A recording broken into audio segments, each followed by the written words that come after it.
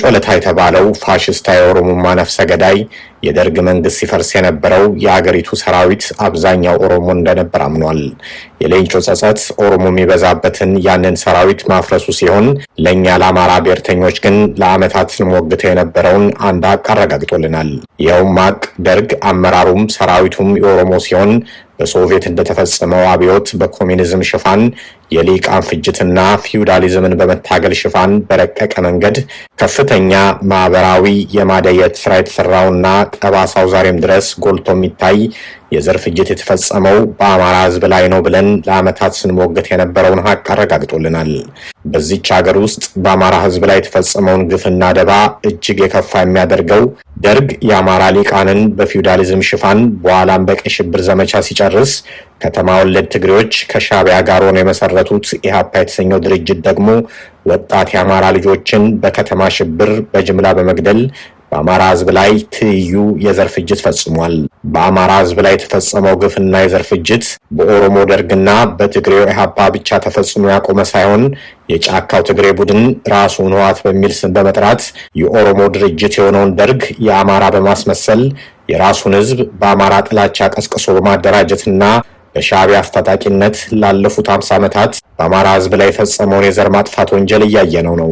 ሻዕቢያም የኦሮሞማው ድርጅት ደርግን የአማራ በማስመሰል ዛሬም ድረስ ያላዝን የምንሰማው ሀቅ ነው። በነገራችን ላይ የኦሮሞ ነጻነት ግንባር መስራችና የማዕከላዊ ኮሚቴ አባል የነበረው ዶክተር ዲማ ነጎ በቅርቡ ደረጀ ገረፉ በሚባል በኦሮሞ አክቲቪስት ሚዲያ ላይ ቀርቦ ቃለ መጠይቅ ሲሰጥ አብዮት የተባለውን ነገር እነሱ ከበስተጀርባው ነው ተደራጅተው ሲመሩት እንደነበርና መሬት ላራሹ የምትባለዋን መፈክር ለእኩይ ዓላማቸው ማስፈጸሚያ እንዳመጧትና ከዛ በኋላም የተወሰዱትን አብዛኛውን የደርግ አረመኔያዊ እርምጃዎችን ሁሉ እነሱ በየመስሪያ ቤቱ ተሰግስገው ሲያስፈጽሙት እንደነበር አሁን ጊዜ የኛ ነው፣ ስለዚህ በማንም ምንም የማያመጣ መንፈስ ቃል በቃል የተናገረበትን ቪዲዮ ነው አዳምጡት። ባሮ እንመለስና ባሮ በዛ ጊዜ ተገናኘን።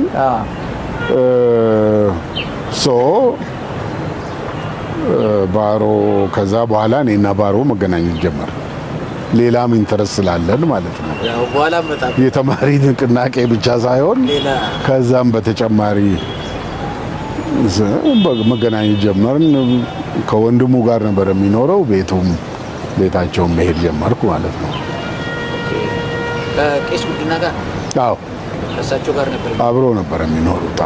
እዚህ ወደ ባሮ ግን እንዴት ሰው አይነት ሰው ነው? ጥሩ ሰው ነው ማለት ምንድነው? በጣም ትግስት ያለው ሰው ነው።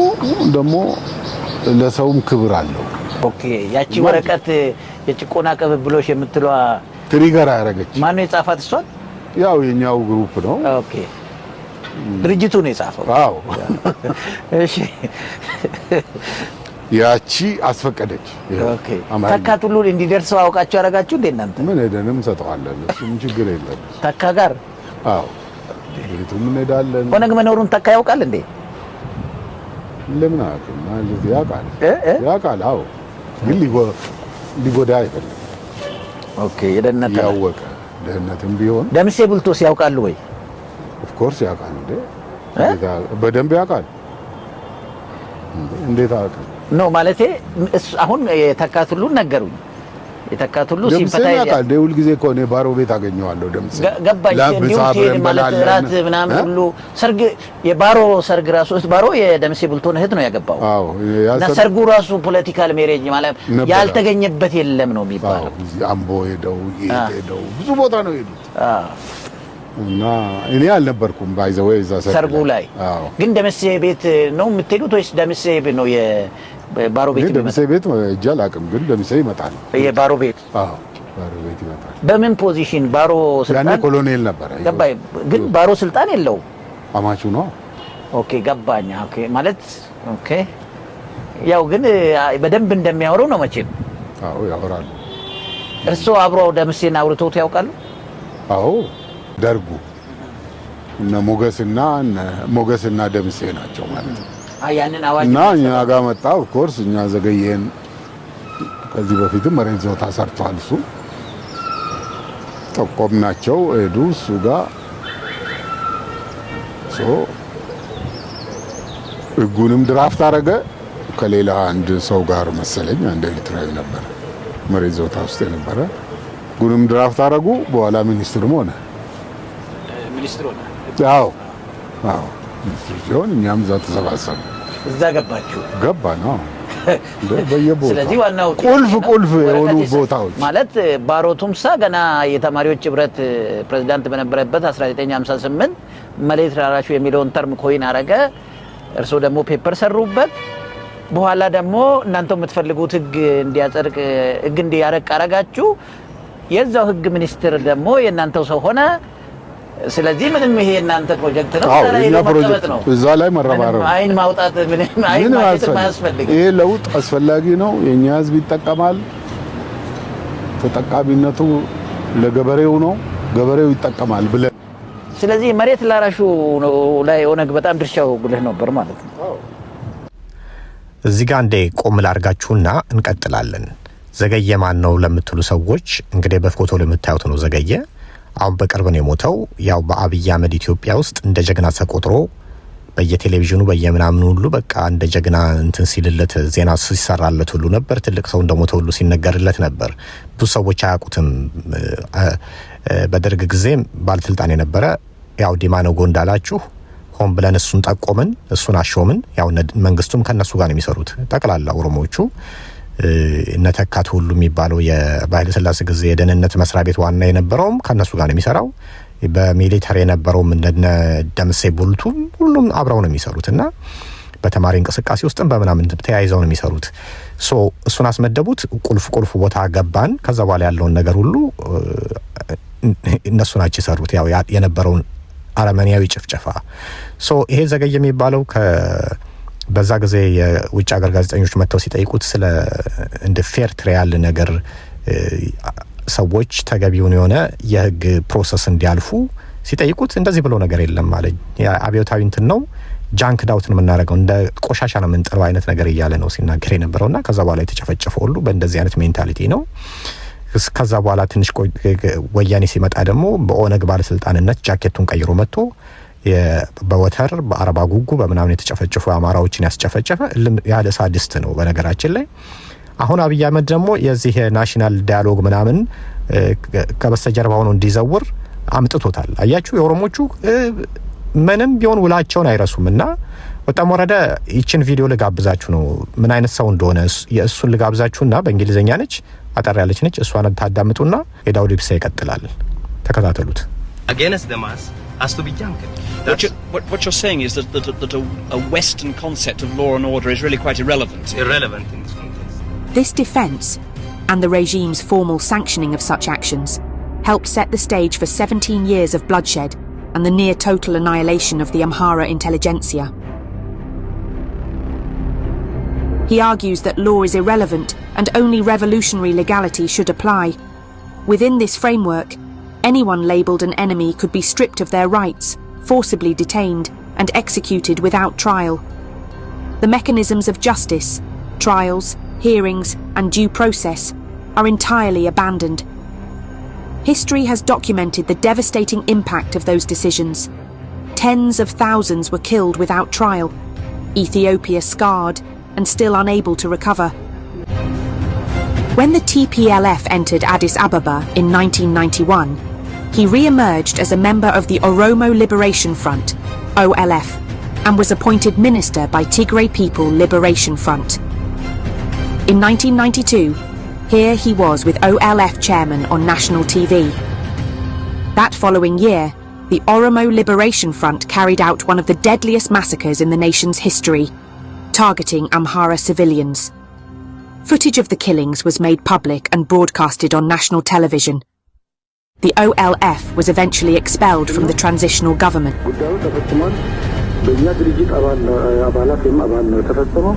The atrocity was indeed committed, and it was carried out by members of our own organization.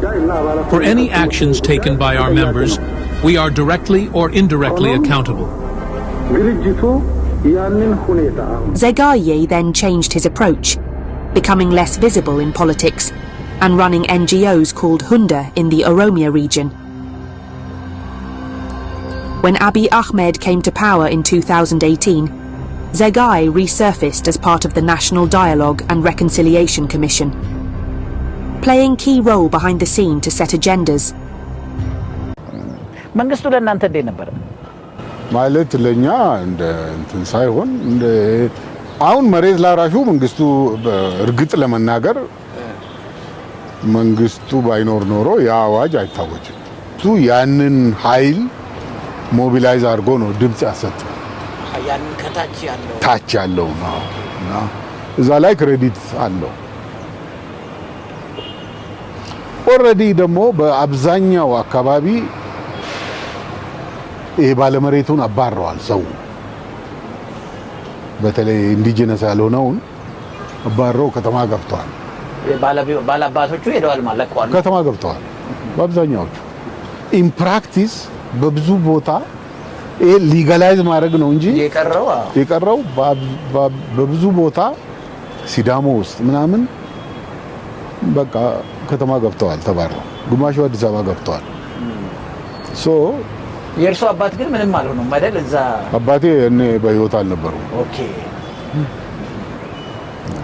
ከለውጡ በፊት ነው እንደሳቸው ያረፉት? ከለውጡ በፊት ነው ያረፉት። እናቴ ነበረች። እሳቸውን ምንም እናቶትም ምንም አልሆኑም። ልጃቸው ስላለ አብዮት ማለት ምንም አልሆነችም። አሁን እኮ ቤታችን አለ። አሁንም እዛው ማለት ነው። ሲሄድ እኮ እዛው ነው የሚሄደው።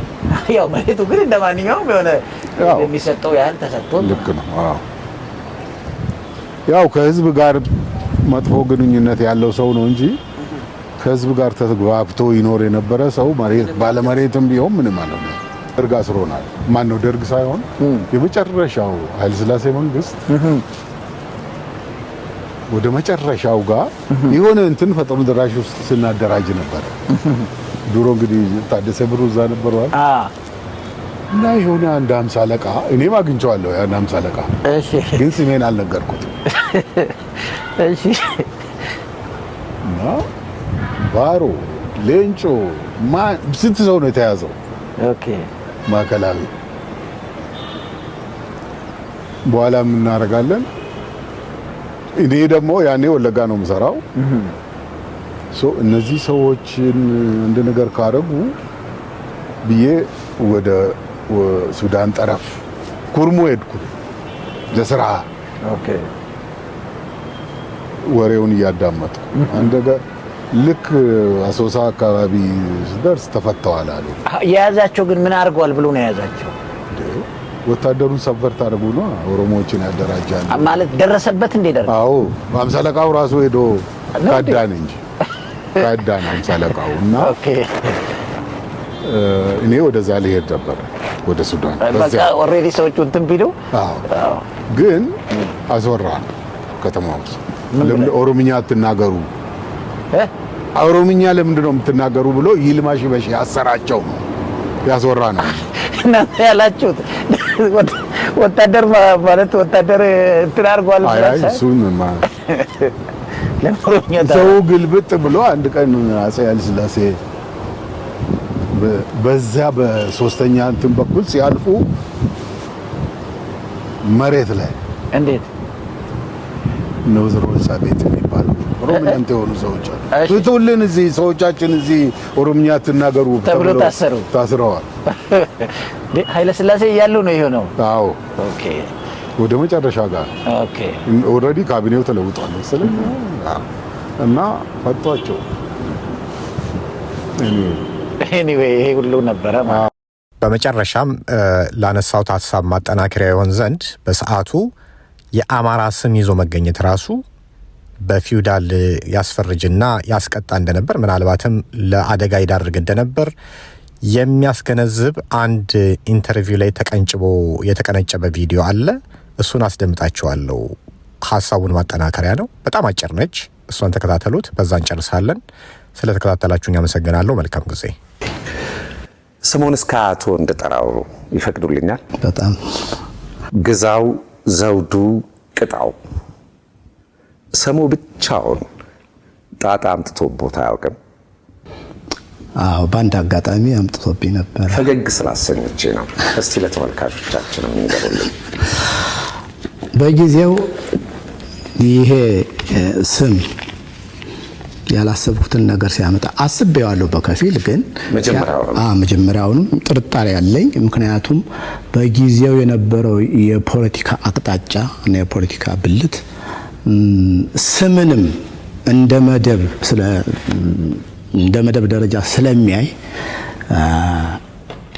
ገና ስምህ ማን ነው ከናያት ሲለኝ በጥንቃቄ ነው መናገር የጀመርኩትና እንዳሁኑ ስቄ አይደለም ያኔ ተጠንቅቄ ነው እና ተቆላ ይባላል መርማሪው ተቆላ ማሞ ይባላል መልካም ነው ፊቱ በፈረንጅ ሉሲቭ የሚሉት ደግ ሰው ነው የሚያሰኝ ነው እንጂ ውሉን ግን አይሰትም እና ግዛው ዘውዱ አልኩና ትንሽ አልኩና ቅጣው አልኩት ስክሪፕቱ እንዲህ እንዳያዘው ዲወረወር እና ይሄማ ያዳህሪ ስም ነው አለኝ አይ ተቻለኮ አስተዳደር መባል ይችላል ስሜ እና እንደው እንዲስቅ በየ ነው እየፈራው ነው ግን ምንም አላለም ሳቁንም ሊያሳየኝ አልመከረም ግን ፊቱ ራሱ የመሳቅ ጸዳል ስላለው በዚያው አለፈና ወደ ጉዳዩ ቀጠለ በነገራችን ላይ በአብዮቱ መባቻ መሳፍንት መኳንንት ልዑል ንግስት ዙፋን ልዕልት እንደው ትንሽ ምቾት የሚነሱ ባለስሞቹንም የሚያሸማቅቁ ሆነው ነበር አይደለ አዎ በጣም አርበኝነትም ጭምር አርበኝነት ደጃዝማችነት እሱ እነዚህ ነገሮች በሙሉ